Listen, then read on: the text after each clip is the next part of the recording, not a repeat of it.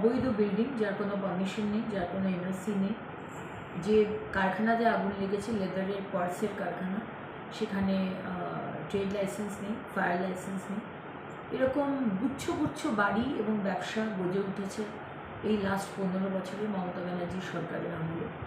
এবং বারবার এই ধরনের দুর্ঘটনা হয়েছে, কিন্তু তারপরেও সরকারের কোনো অ্যাকশন নেয়নি। কদিন আগেও আমরা দেখেছিলাম ওয়াও মোমোর ফ্যাক্টরি তপসিয়াতে কীভাবে ওয়াটার বডি জলা জমি বুঝিয়ে সেখানে গোডাউন করে সেখানেও সেরকম ফায়ার লাইসেন্স ছিল না, ট্রেড লাইসেন্স ছিল না। এইগুলো আমরা অ্যাকসেপ্ট করব না, এগুলো আমরা কন্ট্রোল করব।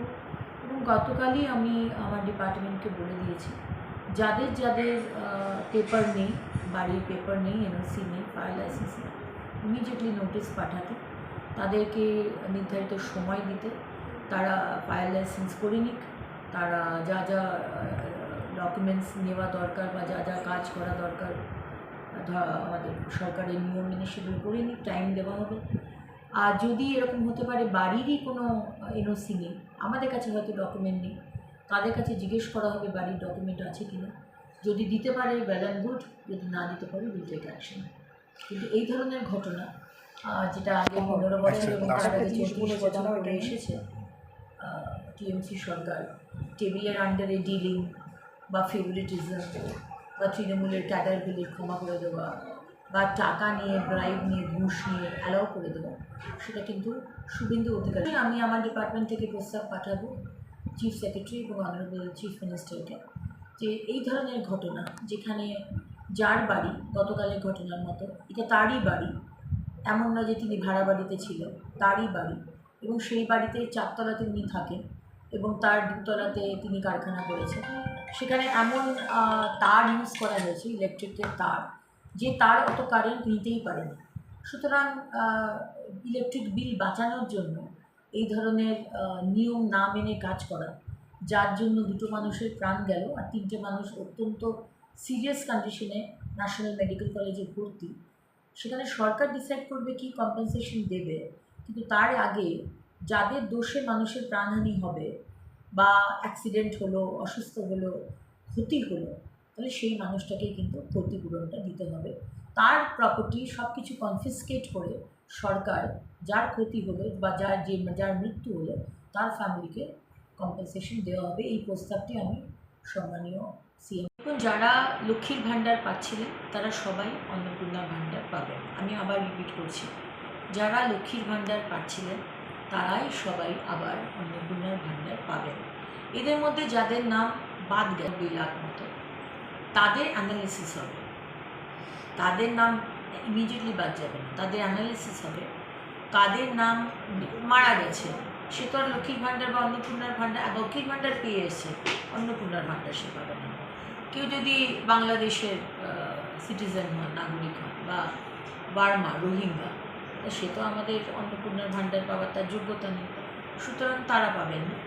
কিন্তু যাদের নাম যে কোনো কারণে ডিলিট হয়েছে, তারা আমাদের নাগরিক নন, সেটা অ্যানালিসিস করার পরে জানা গেল, তারা লক্ষ্মীর ভাণ্ডার পাবেন না।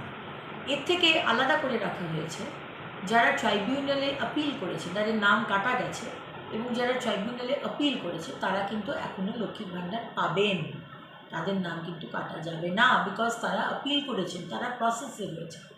এবং যারা সিএ এর জন্য আপিল করেছেন তারাও কিন্তু অন্নপূর্ণার ভাণ্ডার পাবেন, তাদের নামও কাটা যাবে। অন্নপূর্ণার ভাণ্ডার আমি শুনছিলাম যে এতদিন তো দুয়ারে সরকারের মাধ্যমেই হয়েছে, কিন্তু আমি আমার ডিপার্টমেন্টের সাথে কথা বলে আমি অলরেডি বলে দিয়েছি অন্নপূর্ণার ভাণ্ডারে অনলাইন কমপ্লিটলি এখনই ব্যবস্থা করতে, ইমিডিয়েটলি অনলাইনেই যাতে সমস্ত মানুষ যে 1 পাস 2 পাস বা যে হয়তো শিক্ষাটা পাননি, হয়তো শিক্ষিত নন, এতটা ইজি করা হবে এই অ্যাপ্লাই করার পোর্টালটাকে, যে কেউ পোর্টালে গিয়ে অ্যাপ্লাই করতে পারে। সুতরাং অনলাইনে অন্নপূর্ণার ভাণ্ডার আমার প্রত্যেকটি বাংলার মা বোনেরা যাতে অ্যাপ্লাই করতে পারে, আমরা কিন্তু সেই ব্যবস্থা করছি ইমিডিয়েটলি। কারণ কি মাননীয় মুখ্যমন্ত্রী বলে দিয়েছেন যে 1 জুন, মাইন্ডেড 1 জুন থেকে আমরা যা যা প্রতিশ্রুতি দিয়েছিলাম, 3000 টাকার অন্নপূর্ণার ভাণ্ডার এবং সরকারি বাসে মা বোনেদের কোনো ভাড়া দিতে হবে না, এই দুটো আমরা আমার আন্ডারে যে 128টা মিউনিসিপ্যালিটি এবং কর্পোরেশন, প্রত্যেকটি মিউনিসিপ্যালিটি এবং কর্পোরেশনের সিসিটিভি ক্যামেরা আমার ঘরে থাকবে। কে কখন ঢুকছে, কখন বেরোচ্ছে, অফিস টাইম মেনটেন করা হচ্ছে কিনা, বা আর যা যা বিষয়। দেখুন, আমরা যে চেয়ারটা পেয়েছি সেটা কিন্তু জনতা আমাদের দিয়েছে, এবং আমাদের যে দায়িত্ব দেওয়া হয়েছে, কাজের দায়িত্ব, সেটা আমাদের করার কর্তব্য।